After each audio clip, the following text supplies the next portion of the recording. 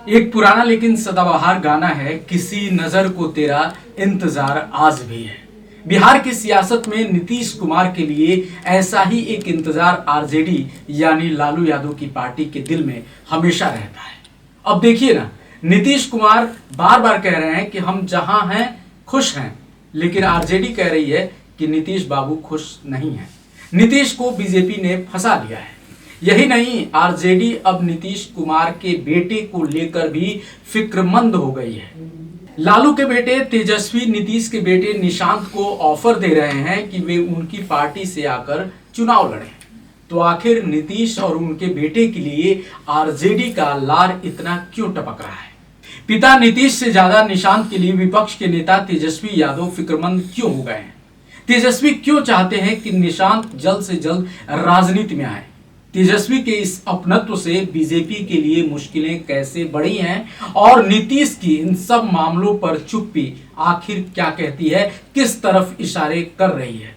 इस वीडियो में हम आपको इन सभी पहलुओं पर विस्तार से जानकारी देंगे, तो वीडियो को अंत तक जरूर देखिएगा। इससे आपको बिहार के मौजूदा सियासत को समझने में आसानी होगी। तो चलिए वीडियो शुरू करते हैं। नमस्कार, मेरा नाम है लक्ष्मी शंकर मिश्र और आप देखना शुरू कर दिए हैं 24 अड्डा।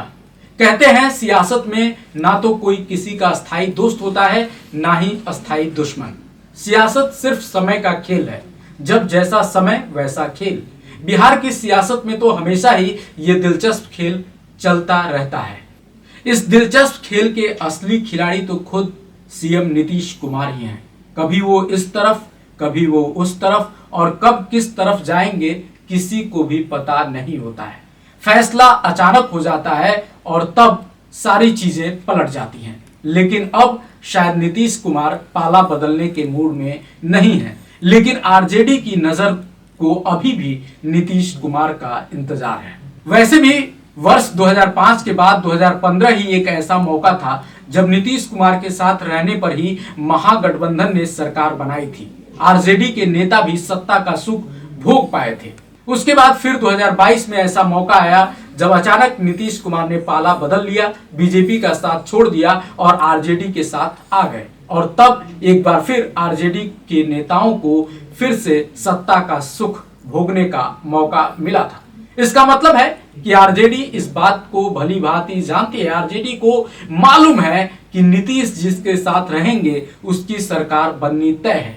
यही वजह है कि आरजेडी के नेता हमेशा ही बिहार में खेला होने का दावा करते रहते हैं। यानी वो बार बार इस बात का दावा करते रहते हैं कि नीतीश कुमार जरूर पलटी मारेंगे, नीतीश कुमार जरूर पलट कर हमारे साथ आएंगे। नीतीश कुछ कहें ना कहें, कोई संकेत दें या ना दें, लेकिन आरजेडी नेता हमेशा कहते रहते हैं कि चाचा कभी भी पलट सकते हैं। उन्हें पता है कि नीतीश के पलटने से ही उन्हें फायदा होने वाला है। लेकिन बिहार में आ रहे चुनाव से पहले नीतीश पलटते नहीं दिख रहे हैं और ऐसे में आरजेडी की बेचैनी बढ़ती जा रही है। आरजेडी ने नीतीश को छोड़कर उनके बेटे निशांत पर अब दांव खेलना शुरू कर दिया है। वे चाहते हैं कि निशांत जल्द से जल्द राजनीति में एंट्री मारे। ऐसे में नीतीश और उनके बेटे की तरफ से बयान भले ही नहीं आता हो, लेकिन आरजेडी नेता आगे बढ़कर जरूर ये बोलते रहते हैं कि निशांत कुमार जल्द ही राजनीति में एंट्री कर सकते हैं। यहां तक कि तेजस्वी यादव तो 2 कदम आगे जाकर निशांत कुमार को आरजेडी से चुनाव लड़ने का ऑफर तक दे दिए हैं। आरजेडी को लगता है कि अगर नीतीश कुमार नहीं मानते हैं और अगर आने वाले समय में निशांत से संबंध अच्छे रहे और जेडीयू की कमान उनके हाथ में जाती है तो शायद समीकरण बदल जाए, शायद निशांत उनके साथ आ जाए और यहीं से खेला शुरू हो जाए। यहीं से आरजेडी और जेडीयू का एक बार फिर से मिलन हो जाए। कहीं ना कहीं आरजेडी और तेजस्वी यादव के दिमाग में ये बातें हैं और यही वजह है कि बार बार नीतीश कुमार के बेटे की पॉलिटिकल एंट्री को लेकर आरजेडी इतना ज्यादा मुखर होती दिखती है। आरजेडी ने 2020 का विधानसभा चुनाव तेजस्वी के नेतृत्व में लड़ा था। लालू यादव इस नेपथ्य से पूरे परिदृश्य से बाहर थे, लेकिन इसके बावजूद पार्टी ने अच्छा प्रदर्शन किया था।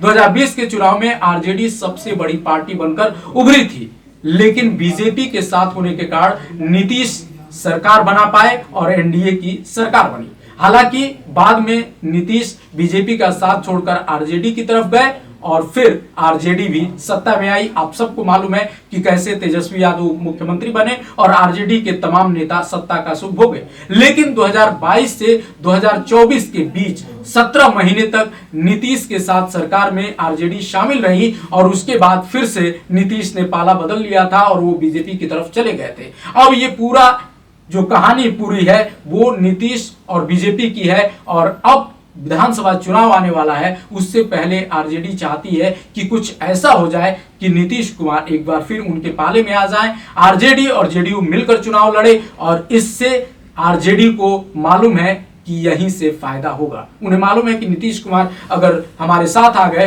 तो फिर सत्ता में आने से कोई नहीं रोक सकता है। लेकिन ये बात बीजेपी भी जानती है और शायद इसीलिए पीएम नरेंद्र मोदी जब बिहार पहुंचते हैं तो नीतीश कुमार को लाडला मुख्यमंत्री संबोधित करते हैं और बीजेपी तुरंत ये बात साफ कर देती है कि वो नीतीश कुमार के नेतृत्व में ही चुनाव लड़ेगी। लेकिन आरजेडी को अभी भी नीतीश कुमार का इंतजार है। जो मैंने पहले गाना गाया था कि इस नजर को अभी भी किसी का इंतजार है, तो अभी भी आरजेडी को नीतीश कुमार का इंतजार है और वो बार बार नीतीश को आगाह करने में जुटी है कि बीजेपी उनको फंसा रही है। अब ये तो आने वाला वक्त बताएगा कि नीतीश कुमार फिर पलटी मारते हैं या नहीं, लेकिन इतना तो तय है कि चुनाव के 6 महीना पहले ही बिहार की राजनीति बेहद ही दिलचस्प हो चली है और इसमें हर रोज अब नए नए समीकरण बनते बिगड़ते दिखेंगे।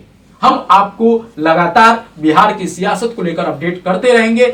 सियासी गलियारों से क्या कुछ नया अपडेट होता है उसको देखने के लिए 24 अड्डा के साथ बने रहिए, देखते रहिए 24 अड्डा। और हमारे चैनल पे नए हैं तो इसको सब्सक्राइब करना ना भूलें। अपना प्यार देते रहें। नमस्कार।